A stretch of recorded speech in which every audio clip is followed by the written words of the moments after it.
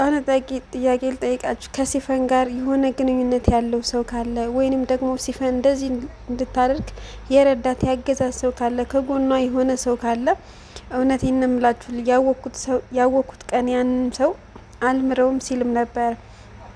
እና አያታቸውም እውነቱን ነው። አያትየዋም እንግዲህ ተቀብላ አይ አምነን ልጄ አሁን እንደዚህ ሲፈንን የረዳት ሰው እዚህ ውስጥ ቢኖር እኔ እረድቻታለሁ ይልሃል። ለምንድን ደግሞ የምትሆነው ልጄ እያለችም አያታቸው እንግዲህ ስትመልስለት ነበረ። እሱም እንግዲህ ሁሉም ሰው ዝም ነው ያለው እና ሜርሲም እንግዲህ ያው ራሳችሁን ብታጋለጡ ይሻላችኋል፣ ካልሆነ ግን ከባድ ነገር ነው የሚፈጠረው እያለች ሜርሲም እንግዲህ ራሷን ከተጠያቂነት ለማውጣት በጣም እየጣረች ነው።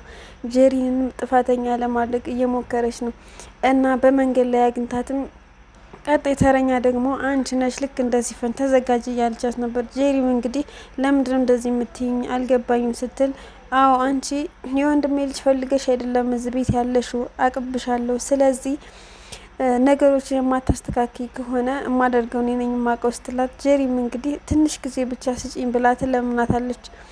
አዎ አንቺ እንደዚህ ስትለምኝ ነው የሚያምርብሽ፣ ወይ ስትታዘዥ ደግሞ እንዴት ደስ እንደምትይ እንዴት እንደምታምሪ እያለቻትም በላዋ ላይ እየቀለደችባት ነበር። ጄሪም እንግዲህ እኔ ቆይ ብዬ የአንቺ መጫወቻ ሆኜ ልቅር እንዴ እያለች በሲፈን ላይም በጣም ስትናደድበት ነበር። እና ምን ማድረግ እንዳለባት ጄሪም እንግዲህ እያሰበች ነው። ምክንያቱም በዙሪያዋ ያሉት ሰዎች በሙሉ እሷን ለአቶ አምነን አትገባውም ብለው ስለሚያስቡ፣ አያትየዋም አልወደደቻትም። ብዙም ነገር ስላገኘችባት አልወደደቻትም፣ ሁሉም ሰው ማለት ነው። ስራዋንም ሜርሲ ስለምታውቅ ሁልጊዜ ጠዋት ማታ ታስፈራራታለች። አንቺ ማታደርጊው ነገር ካለ ወይ ደግሞ በትክክለኛ መንገድ የማትጓዥ ከሆነ እኔን አያርገኝ ያለች ሁልጊዜ ትዝትባታለች። ልክ ለወንድሟ ልጅ የምታዝን መስላ ማለት ነው። አቶ አምነን እናት ዛህራ ኪሽን ይገባና በጣም ተክዞ ይቀመጣል። እናት ዛህራም ወደ ኪችን ሲገቡ አቶ አምነን ቆሞ ያዩታል። እና እሱም ውይ ልጄ ምን ነው የተፈጠረ ችግር አለ? ለምንድን ነው እንደዚህ ተክዘ የቆምከው ስትለው፣ እሱም እንግዲህ አዎ እናት ዛህራ እኔ የምለው ሰዎቹ ሁሉ ግራ እያጋቡኝ ነው። በዙሪያ ያሉት ሰዎች በሙሉ ለእኔ ተንኮልና ሴራ ነው የሚጠመጥሙት። አሁን ሲፈን እንደዚህ ታደርገናለች ብለን አስበሽ ታውቂያለሽ ብሎም እሷን ይጠይቃታል። እናት ዛህራም ነገሩን አልሰማችም ነበር እስከዛሬ ድረስ።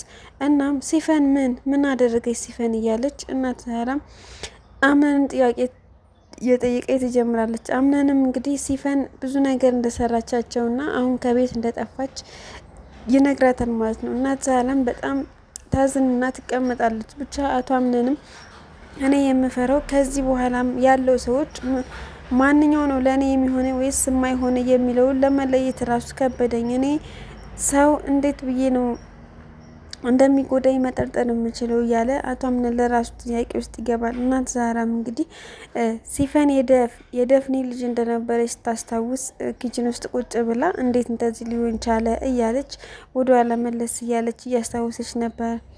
አቶ አምነን በተደጋጋሚ ሙስጠፋን ይጠረጥረዋል፣ ጠይቆታል አጥብቆ። ከሲፈን ጋር የሆነ ግንኙነት ካለ ከደረስኩብህ እኔን አያርገኝ ብሎታል። እና ሙስጠፋም እንግዲህ በግድ በፍራቻ ነው የተቀመጠው። እና እመነኝ እንዴት እንደዚህ ላደርግ እችላለሁ እያለ ራሱንም በቃ ጥሩ ሰው ለማድረግ ይሞክራል። እና በተኛበትም እንግዲህ አቶ አምነን የሙስጠፋን ስልክ መኝታ ክፍሉ ገብቶ ለማየት ወይንም ደግሞ ውስጡ ምን አይነት ነገር አለው የሚለውን ለማየት በተኛበት የሙስጠፋን ስልክ አይቶ እንግዲህ ቼክ ያደርገዋል። እናም መልሶ ደግሞ ያስቀምጠዋል ማለት ነው።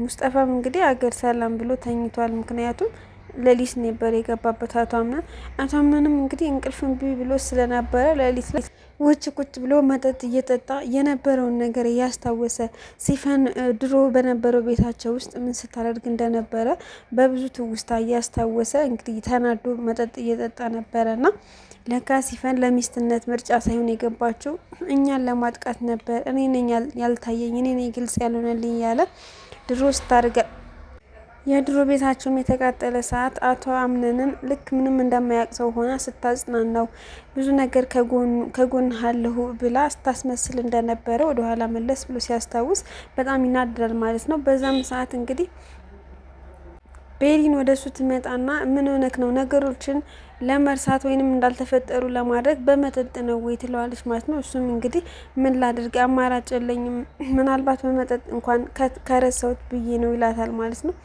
ለምን ግን በዚህ ሰዓት አልተኛሽም ሲላት እኔ አላቅም እንቅልፍ እምቢ አለኝ ትለዋለች። እሱም እንግዲህ እኔ ምልሽ ቤሊን አንቺን ሳገኝሽ ሁሉ ነገር ነው ማለት የሚያስጨናንቀኝ ነገር ሁሉ ነገር ይተወኛል። ስለዚህ ለምን እኔና አንቺ አንጠፋም? የሆነ ቦታ ለምን ልጅሽ አልጠፋም ይላታል። እሷም እንግዲህ ወዴት ነው የምንጠፋው? ደግሞ ስለምንድን ነው የምንጠፋው? አንተ እኮ እዚህ ብዙ የጀመርካቸው ስራዎችና ብዙ የቤተሰብን ችግር አሉብህ። ስለዚህ እነኛ ነገሮች እንዴት አድርገን ነው ልንጠፋ እንኳን ብንሞክር ትለዋለች። እሱም እንግዲህ ለነገሩ እውነትሽን ነው እንዴት አድርጌ ስለጥፋ ቢል እጠፋለሁ ሲላትም ነበረ። እናም እሷም ወደ መኝታ ክፍሏ ትመለሳለች ማለት ነው።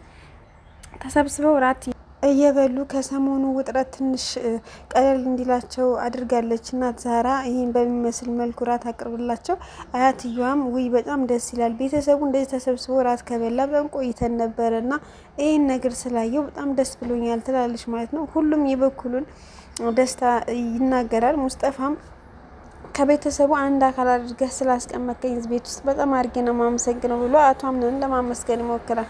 ሴፈንም እንግዲህ በበኩሏ ቤሊንን እዚህ ቤት እንደዚህ ተሽሎች በማየቴ በጣም ደስተኛ ነኝ ትላታለች። ቤሊንም በጣም አመሰግናለሁ ችግር የለውም ትላታለች። ሁሉም እንግዲህ ደስታቸውን ገልጸው ራሳቸውን በሚገርም ሁኔታ ይበላሉ ማለት ነው።